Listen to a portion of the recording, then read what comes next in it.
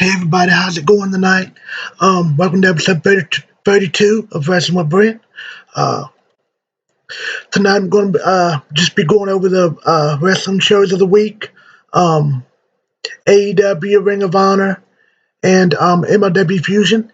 And I'm also going to be giving my thoughts, predictions on the Royal Rumble. As you all know, it's this Sunday night.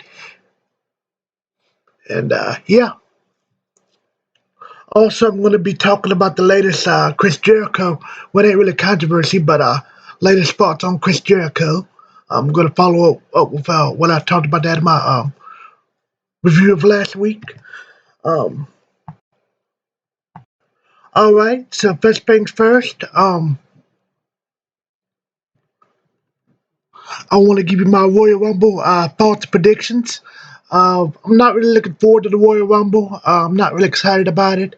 It seems like it's going to be really lackluster, but I hope I'm wrong because I used to love Royal Rumbles in the past. Just this build up to this Royal Rumble this year just hasn't been good at all.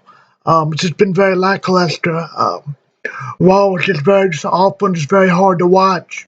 It's just very something like a chore. It's hard to watch. I just watch just because I like to keep up to know what's going on. Because I said when I got back into wrestling heavy a few years ago, I would stay in and I wouldn't never stop again, no matter how bad it got.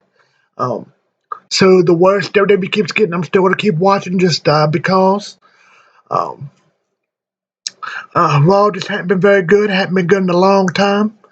It's just a terrible show. Um, I did like the ending Monday night when Randy Orton RKO'd Alexa Bliss when I thought she was going to be asking for the title. But that whole storyline with her has gotten put out of hand, just very stupid. Not saying Alexa Bliss is stupid because I'm a big fan of hers. I always loved her. She's always been one of my favorites. I think she's a good wrestler, very athletic. She's beautiful. Uh, I like her promos. She does a good job in this new role, this new character. It's Bray Wyatt's sidekick. Her acting is really good. She does a really good job. Just the storylines have gotten really lost and just really confusing and just doesn't make any sense to me. Which is very dumb. Um, but really quick, I'm going to give you my thoughts on the Royal Rumble this year. Uh, of course, the men's Royal Rumble. Some of the participants are Edge, Dolph Ziggler, Sami Zayn, Mustafa Ali, Jeff Hardy, Cesaro, Otis, Shinsuke Nakamura, Sheamus, AJ Styles, Jey Uso, John Morrison, The Miz, Bobby Lashley, Daniel Bryan, Big E, Randy Orton, and so on and so on. I think Edge is going to win the Royal Rumble. I don't think there's going to be any huge surprise entries. Not on the men's side, at least. Um, I could see Braun Strowman's back. Braun Strowman coming back maybe as a surprise entrance because we haven't seen him in a while. Um, I could see them bringing back some old people for just an appearance. No, I do not think CM Punk's coming back. Um, I could see maybe Christian just for one night where Edge is in it. Um, Yeah, but like I said, I think Braun Strowman's come back, and I think with the one Uso's in it, I think Jimmy Uso's Naomi's husband's gonna come back. Um, that's really all I can think of for the men's battle royal, and I do think Edge is gonna win it. So that's my prediction. Then Edge is gonna go on to fight for the title at Mania. Um, or be in the maybe fight Randy Orton at WrestleMania, for a feud or whatever. Edge is going to fight whoever for the title at WrestleMania because, like he said in his latest promo on Raw, win back the title he never lost. So I do think that's happening. I think Edge is going to end up winning the Royal Rumble and winning at WrestleMania. So that's my prediction. Um, as for the women's battle royal, you have Nia Jax, Charlotte Flair, Bayley, Bianca Belair, Mandy Rose, Dana Brooke, Peyton Royce, Shayna Baszler, Alexa Bliss, Liv Morgan, Ruby Riott, Tamina, plus 18 other ones to be announced. I do think you're going to see a couple of surprise entrants in this battle royal, and I don't know anything sure. I'm just speculating and guessing. Maybe Becky Lynch could return. Maybe. Um, so maybe Becky Lynch makes a surprise return. Maybe Ronda Rousey. Both of those are very highly unlikely, but it could happen because they'd be coming, out of nowhere. Um, Also, for the Royal Rumble, I could think because we heard reports a while back that Melina had signed for WWE. She hadn't been on in years. I think Melina could show up as a surprise entry. Mickey James, I've read a couple of the reports on her saying something she retired, something say she ain't. She's not retired. She got cleared from injury a while ago. Cleared to return, and she never did. She was on Legends Night. I think Mickey James is going to make a surprise return. The Bear Twins talked about making a return in a couple of years, but I don't think it's going to happen yet. I could see Maurice returning for a night, just to be a surprise to the match, but I don't think that'll happen either. Um, so if I had about three surprises, well, four, because I heard a while back we heard Eva Marie might be joining us. I'm gonna say Eva Marie too. So I think Becky Lynch, Eva Marie, um, Becky Lynch, Eva Marie, Ronda Rousey, and Melina. All could, or one of them could potentially show up in the women's battle royal. It's just my prediction. Um, I think Charlotte Flair is going to last long in the battle royal and do good. I think Bianca Belair and Bayley's going to last long and do good. Shayna Baszler might have a good showing. Alexa Bliss is going to have a good showing. But I think somehow or another, I think it's going to come down to Lana being left in the Royal Rumble. I think Lana's going to make a surprise return. They did an injury storyline with her, and they wrote her off kayfabe saying she did it, but I think it was just kayfabe. So that's my surprise winner. I'm thinking Lana's going to win the Royal Rumble. Now, for me personally, that wouldn't upset me because I'm a fan of Lana. I'm not as down on her as a lot of people are. Um, I think she's decent of a wrestler. I just always liked her. I think she's beautiful and all that. Um, so that's my prediction. I think Lana's going to win the Women's Royal Rumble. Uh, so there you go. It's my prediction. Um, so Edge winning the Royal Rumble for the men's and Lana winning it for the women. That's my prediction. Uh, we also have the Universal Championship match for the Universal title. Roman Reigns versus Kevin Owens. Last man standing match. Um, I think it's going to be a good match. Should be interesting. Um, but I think Roman Reigns is going to win and retain. Miz might try to cash in his money in the bank, but I think Roman Reigns will beat him. Um, Also, we have the WWE Championship match: Drew McIntyre versus Goldberg. Miz could make a surprise and turn his money in the bank in that match too. Um, for the WWE Championship. I'm really not sure who's going to win this. Hoping Drew McIntyre. Um, I don't think they should let Goldberg be back in the title picture and have him win the title. But knowing WWE, they'll screw Drew McIntyre over and have Goldberg win. Um, but for right now, I'm just going to say Drew McIntyre is going to win. Um, and if that's the case, Drew McIntyre wins, I could see them putting the title back on Goldberg very quickly, and kind of screwy situation to Drew McIntyre screw him out of the title with interference or something. So I'm going to say Roman Reigns wins his title match, and Drew McIntyre retains his belt at the Royal Rumble. So that's my two opinions. Women's Tag Team Championship, Asuka and Charlotte versus Nia Jax and Baszler. I'm going to say Asuka and Charlotte Flair retaining because uh, I think Nia Jax and Shayna Baszler are going to lose, and one of them is going to turn on the other because it's been coming on for a while. Um, yeah. Also, you got to remember that all four of them women are going to be in the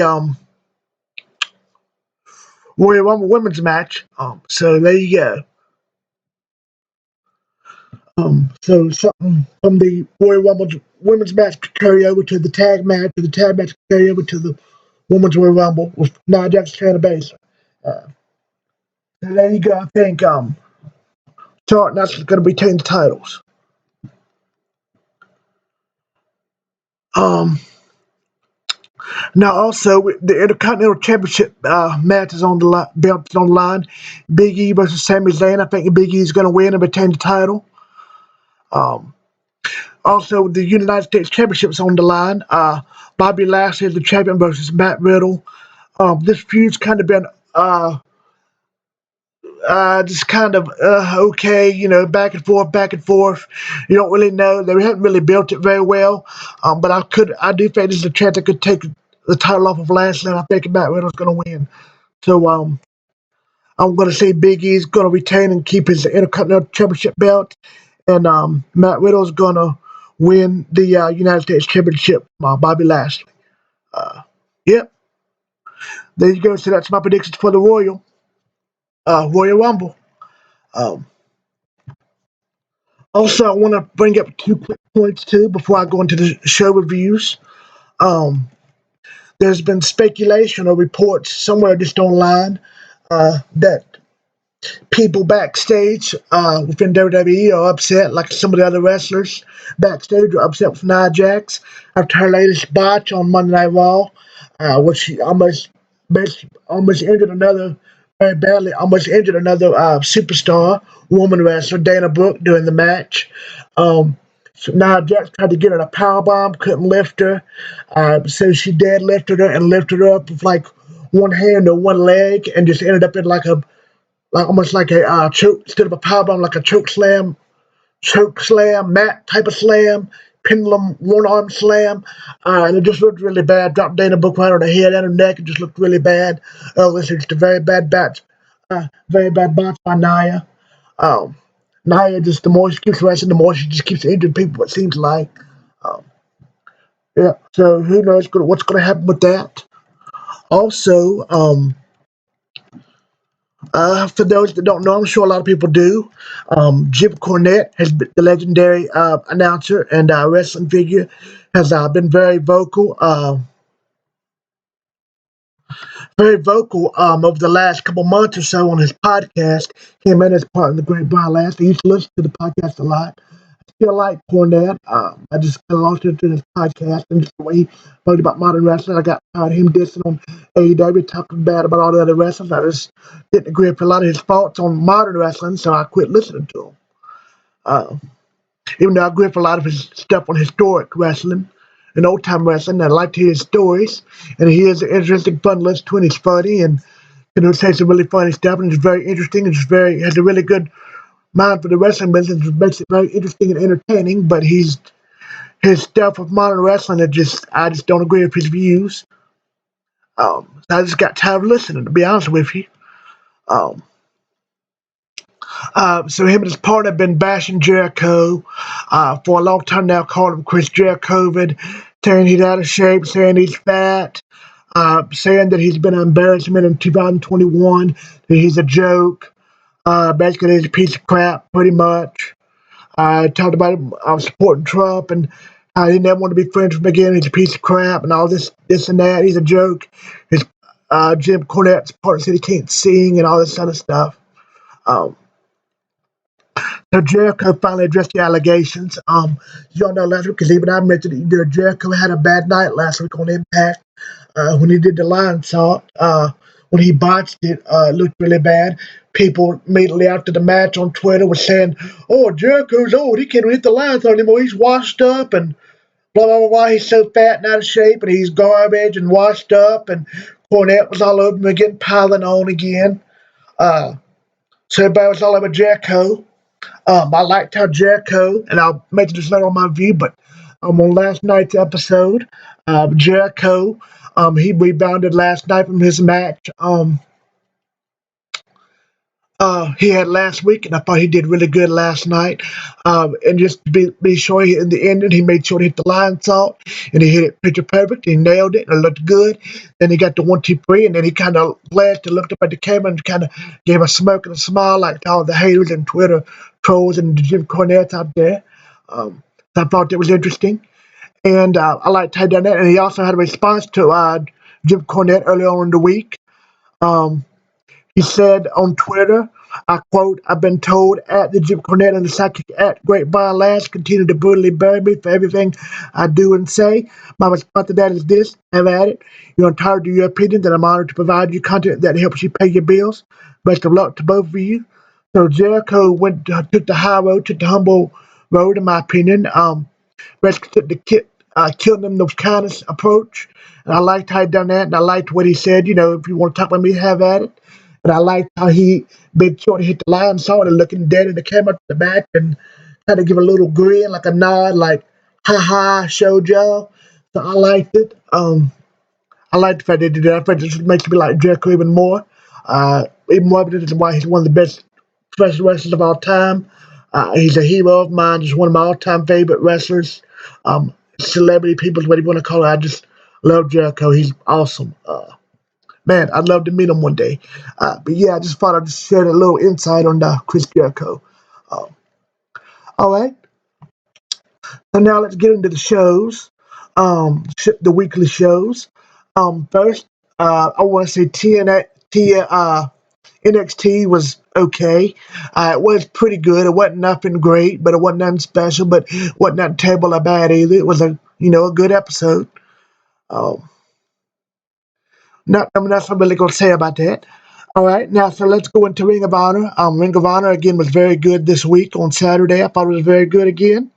Um, I've been saying this every week. Ring of Honor has been killing it since the pandemic, since they got back from the pandemic.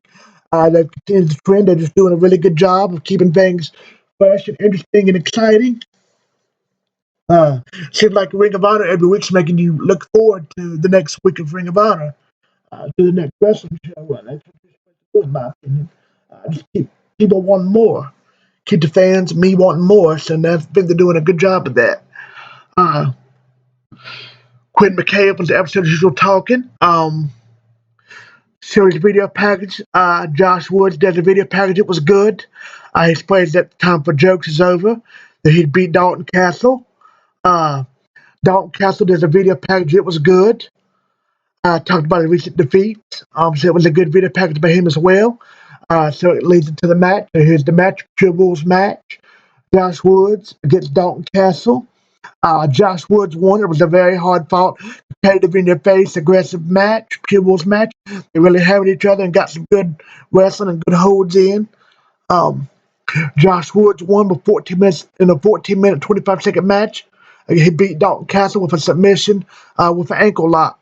Uh, a lot of the match later on eventually got away from being technical and turned to more of a street fight, into a fight, into a brawl. And after Josh Woods won, backstage, he had to like to McKay that he was disappointed that he had to brawl more. He wanted to show more off his wrestling skills. But he said his goal was to remain the Ring of Honor ROH Pure Champion. That he wants to be the Pure Champion. So I thought it was a good competitive match. I liked it. Like the video package and everything, it was good. I liked it. It's a good match. Um, Next, we get video packages and stuff from Shane Taylor, and talked about how the foundation uh, would have changed the company long ago if they were able to. Instead, he said, you just wish you could have the same employees as Shane Taylor Promotions.